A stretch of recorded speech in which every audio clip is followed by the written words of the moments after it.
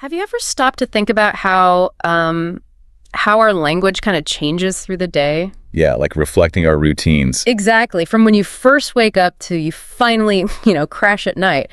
Our chats are just full of these phrases that don't mean exactly what the words say. Mm-hmm. Idioms. Right.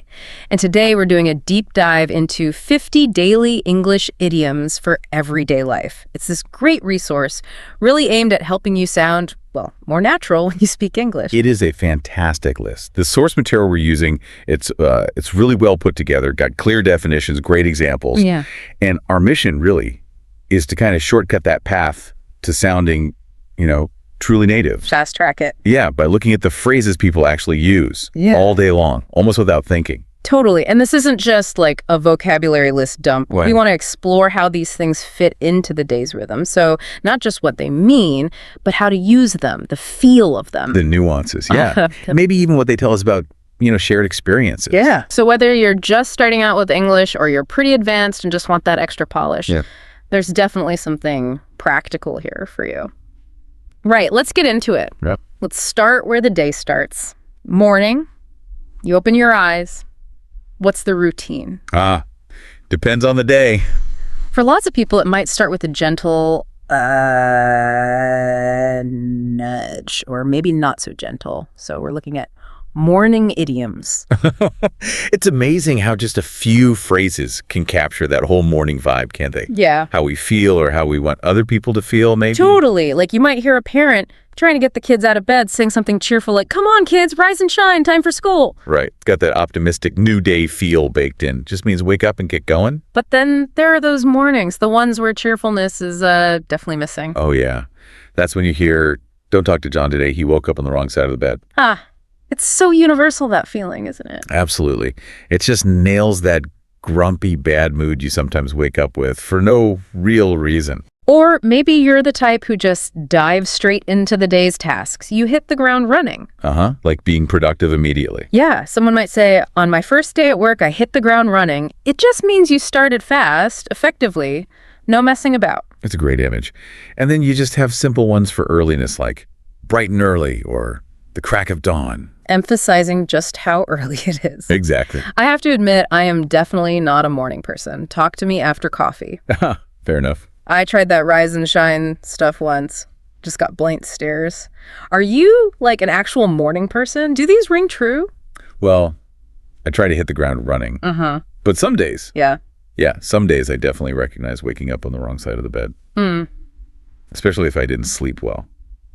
It sets the tone, doesn't it? it really does. Okay, so after that morning rush, or maybe struggle, we usually settle into the main part of the day. Work, study, whatever your grind is. And here, tackling tasks, facing challenges, a whole different set of phrases pops up. Our work-study idioms. And these really get into the nitty-gritty of professional life or academic life. Yeah. Challenges, learning curves, successes. Yeah. They describe so much of what we experience.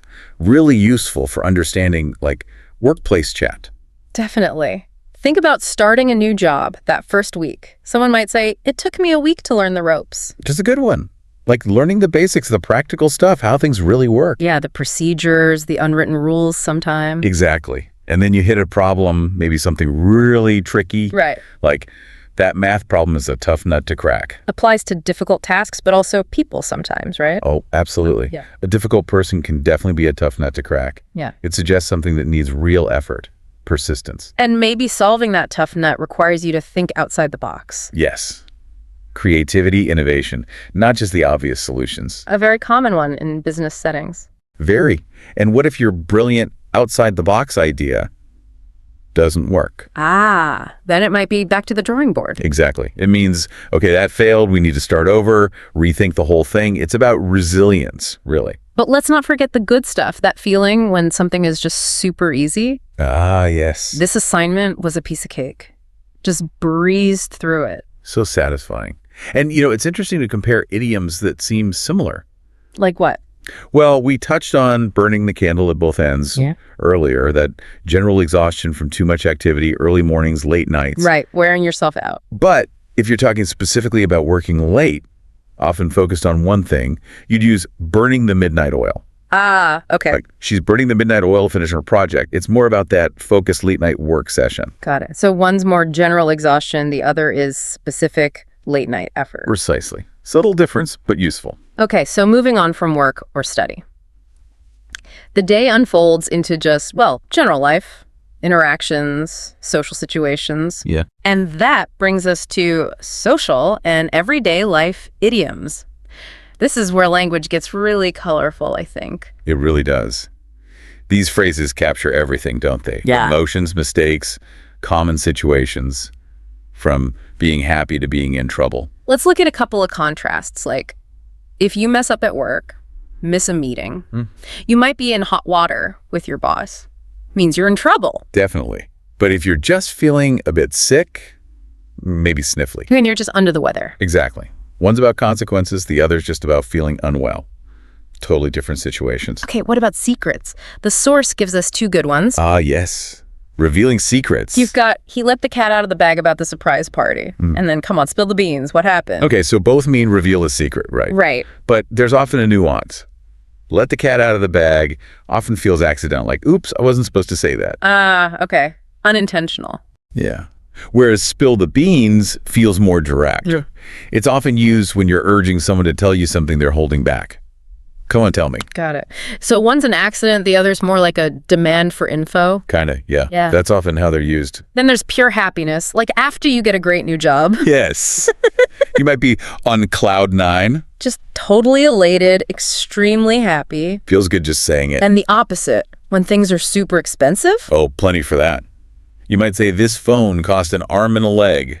Meaning very, very expensive. Right. Or that car will break the bank. Also means very expensive. Is there a difference? Subtly, sometimes. Cost an arm and a leg just emphasizes the high price of the item.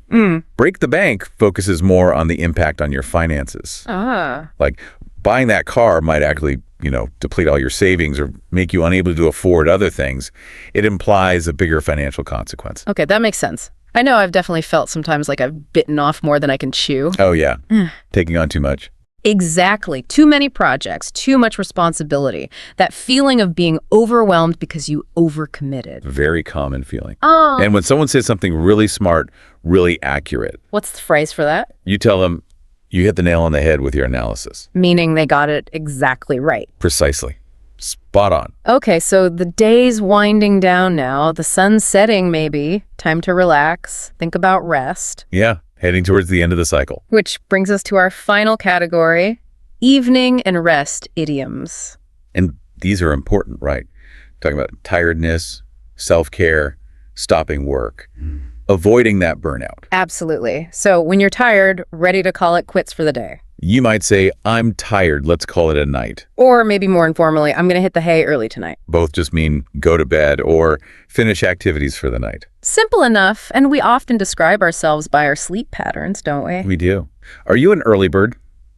Someone who's naturally up and active in the morning? Get stuff done before noon? Right. Or are you a night owl? Yeah, someone who works best late at night, more productive when it's quiet. It really highlights those different personal rhythms. I think I mentioned I lean towards night owl, but I definitely recognize the need to recharge your batteries. Take a break, rest, recover energy. Crucial. Because if you don't, you might burn out. Exactly. That complete mental and physical exhaustion, often from months of overtime or constant stress. It's such a powerful image, burning out, like a candle used up.